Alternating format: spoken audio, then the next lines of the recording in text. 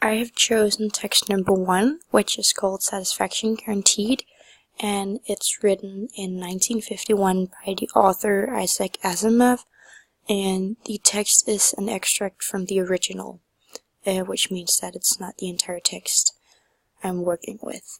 The text is about our main character called Claire Belmont, and she's a guinea pig for an experiment with new men robots, which are created by the company US Robots and Mechanical Men Corporation.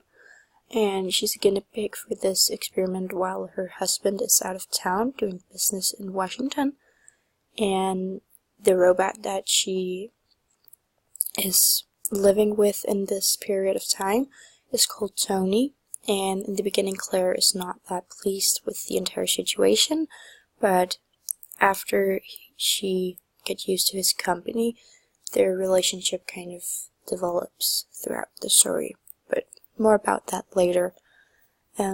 We can assume that the text takes place in the US, and this we can do first of all by the name of the company of the robots, which was called US Robots and Mechanical Men Corporation, and also the fact that her husband is out of town doing business in Washington, which also means that it takes place in a world that we know, but it still is science fiction, and it takes place in, well, the future for the time that it was written, because it's written in 1951, and there's a quote right here where it says, "He is not a mechanical monster, nor simply a calculating machine of the type that were developed during World War II 50 years ago."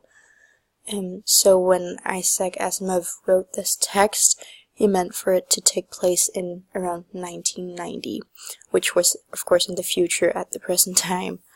And there are only 2 different types of settings in the story. There's the place where the robots are made, or the factory, that's in the beginning of the text, and then the rest of the text takes place at Claire's home.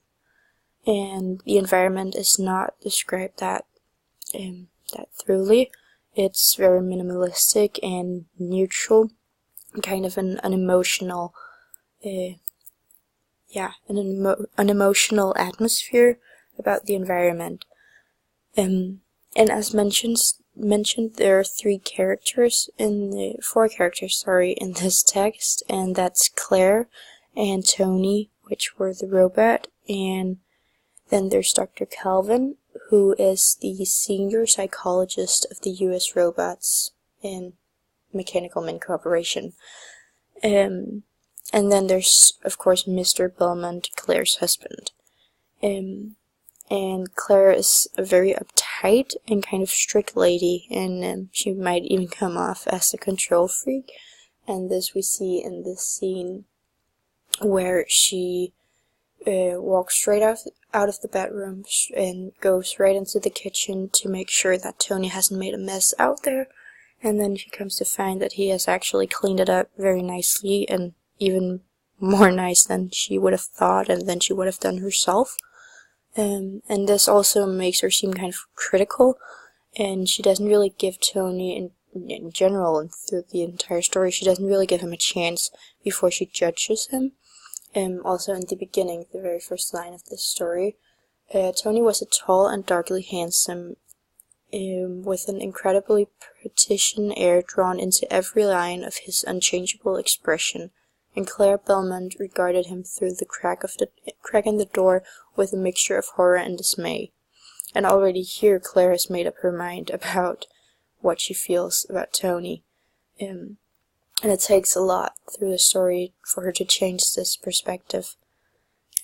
Claire also have a very low self-esteem, and I think that this is due to her husband, because he doesn't really seem like the type of person that gives Claire her space and makes her do all of the things that she wants to.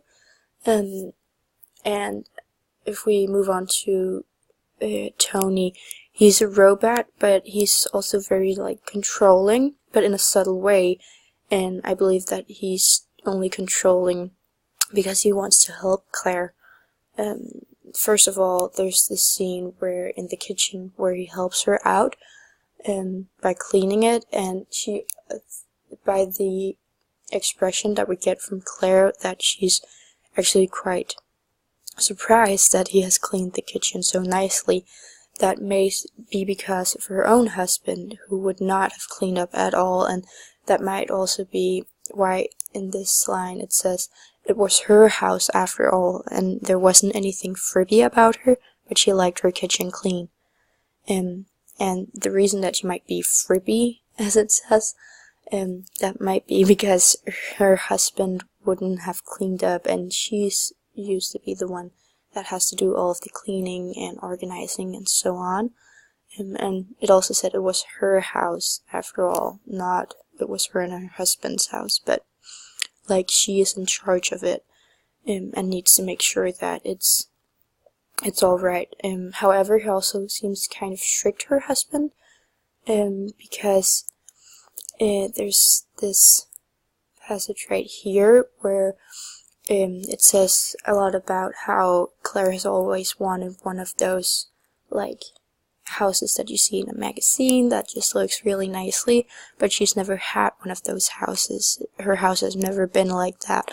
However, Tony then again comes in and wants to help her, and he wants to help her get this house that she really wants, which also helps her boost her confidence in the end.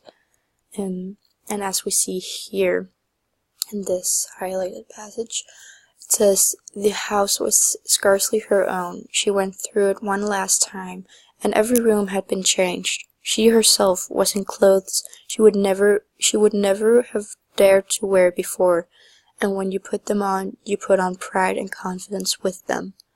Which, in here, in this quote here, we get the feeling that Claire has already changed a lot from when she started to meet, or in the beginning when she met Tony.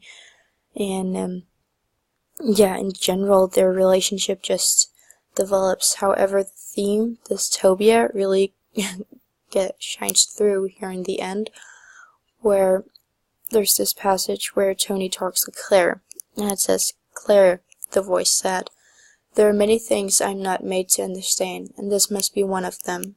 I'm leaving tomorrow, and I don't want to. I find that there's more in me than just a desire to please you. Isn't it strange?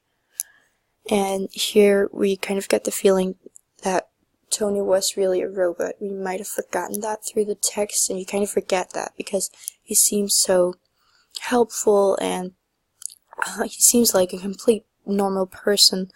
But then here he really comes through and says to Claire, and we as a reader, we can understand how it will never work between Tony and Claire, because they will never be they're never made for each other, because Tony is just a robot, and he'll never be able to understand feelings and what it's like to feel anything, because he's not made to do that. And I think that the author is trying here to tell us, not like the theme dystopia, it's not so much about the society, but more about the, like, you think that robots would be perfect and they would help us reach a utopia and to get to a perfect world, but in the end we're just too different, and there's so many different aspects where we would just not understand each other, human beings and robots.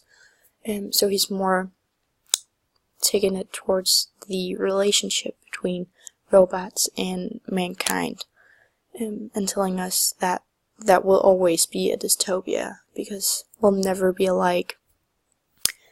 Yeah, and this thing about wanting to create a perfect human being, you can kind of compare that to another text called Brave New World, which is written by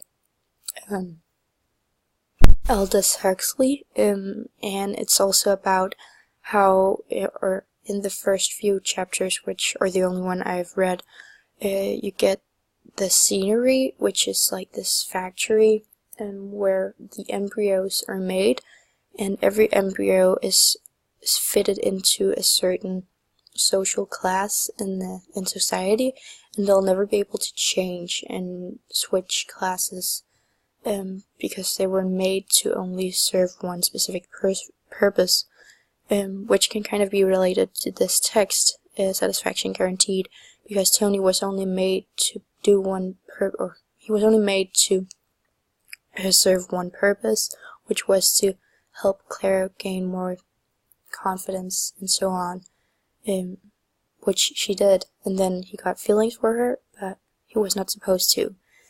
So yeah, that can be compared to each other. Yeah, and that was everything. Thank you.